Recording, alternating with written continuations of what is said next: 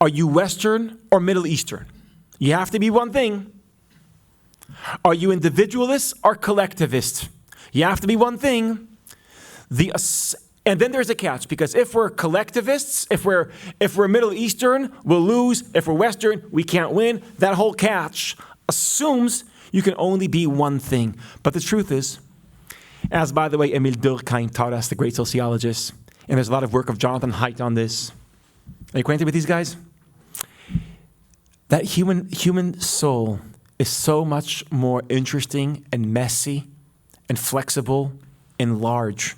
And we don't have to be one thing. The interesting thing about it in Israel is that if you read our founding document, Megillat Ha'atzmaut, our Declaration of Independence, it designs Israel as two things, not one thing. It's a Jewish democracy. And the interesting thing is that critical mass of Israelis have absorbed a hybrid identity. Jewish democracy, and now... We have to try to understand, what does it mean? It's like the oldest controversy in the book. What does it mean to be a Jewish democracy? But I think for our discussion, it's a pretty simple answer. What does it mean to be a Jewish country? First of all, what does it not mean? Okay, so when we say Jewish and Jewish democracy, it's not a law that we obey, it's a story that we belong to.